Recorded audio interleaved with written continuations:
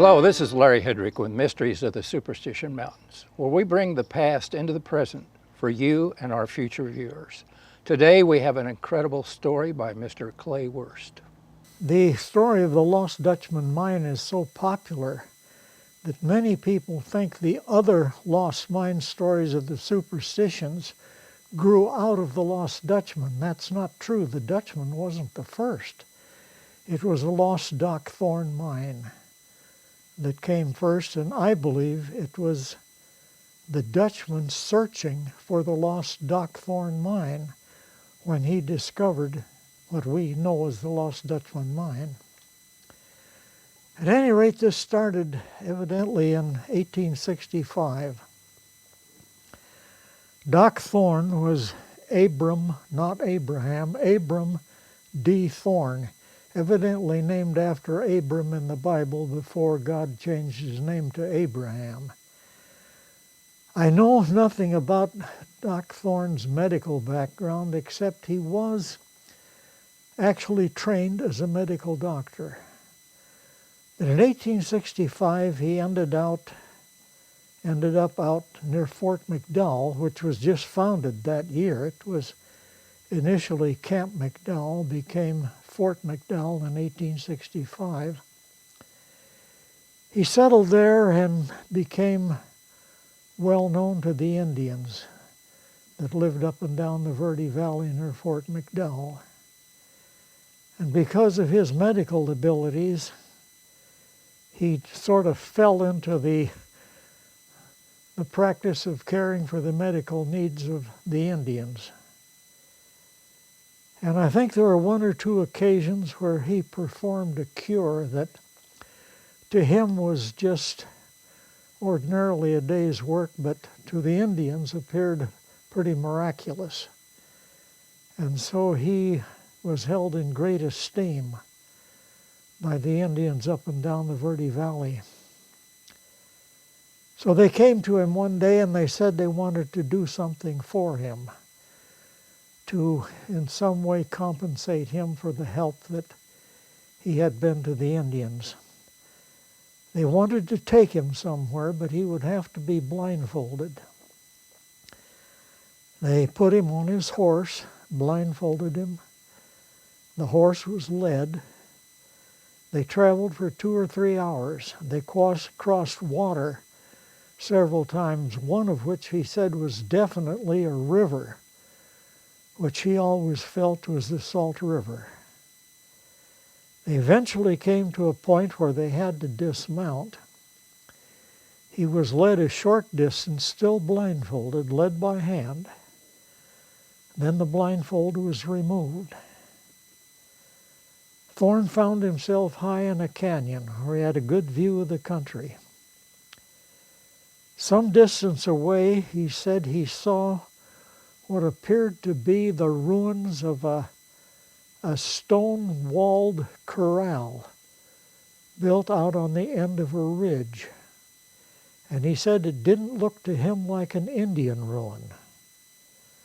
The only other landmark that he could see was, he said, to the south, perhaps as much as 5 miles away, was a tall peak shaped like the crown of a Mexican sombrero.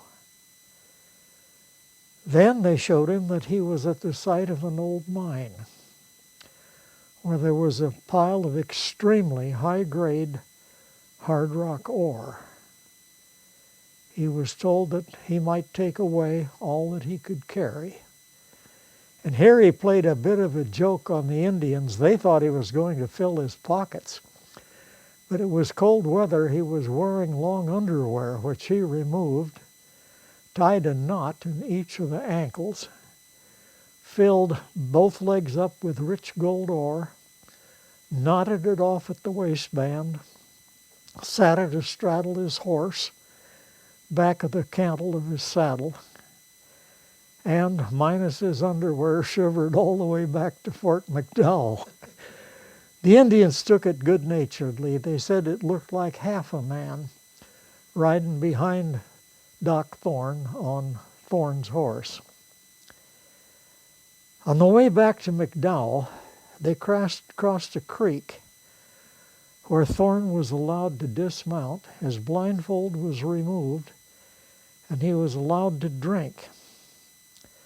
And at that point, he again saw to the south this peak that looked like the crown of a Mexican sombrero. The blindfold was again replaced. He was returned to Fort McDowell, and the Indians wished the good doctor well with his newfound wealth. Dr. Thorne nearly bankrupted himself, nearly bankrupted his family, financing 2 of his expeditions to try and relocate the source of this mysterious gold. He failed. He traveled to Lematar, a little town out of Socorro, New Mexico, set up a small family practice. And there in 1869, he met C.E. Cooley, Corydon Cooley. Cooley believed Doc Thorne's story and decided to organize his own expedition to search for the lost Doc Thorne mine.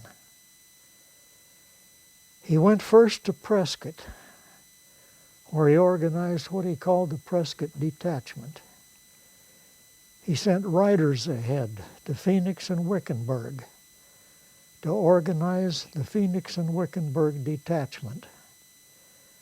And when they assembled and rode out eastward to Fort McDowell and into the Superstition Mountains, Cooley was followed by led a small army of prospectors. I've heard once that they claim he had 267 men. And one of the members of the Phoenix Detachment was Jacob Waltz, later to become known as the Dutchman, the founder of the Lost Dutchman gold mine. Now again, there is no known roster of the Cooley expedition. But Milton F. Rose, who I think was actually a mining engineer, many years ago wrote a manuscript that he called the Rainbow's End, in which he told the lost Doc Thorne story.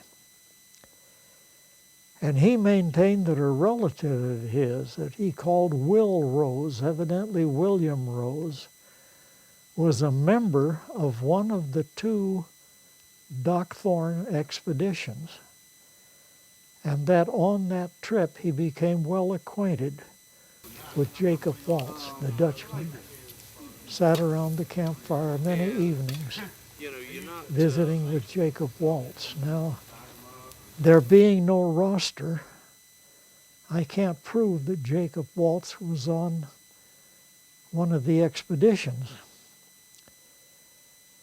But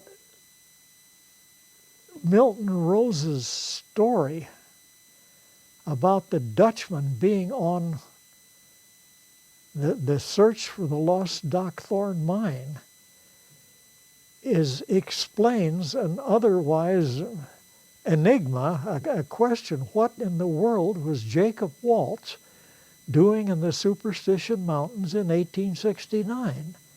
This logically explains that, so I accept Milton Rose's version. Well, at any rate, that expedition was also unsuccessful. They returned through Fort McDowell, where they disbanded. The Prescott Detachment traveling up the Verde River to return to their homes. The Phoenix and Wickenburg detachments traveling down the Salt River to return to theirs. But when the rest had disbanded and left, only the Dutchman remained behind at Fort McDowell, where he re-outfitted himself and headed back to Superstition Mountain alone.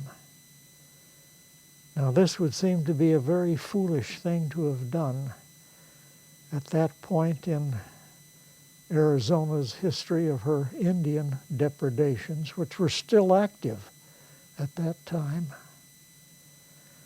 But perhaps the Dutchman felt that one man traveling quietly alone would be less apt to stir up the hostile Indians than Cooley's small army. Or perhaps the Dutchman felt some sort of impending destiny calling him back to Superstition Mountain. Well, if that were the case, he certainly got that right.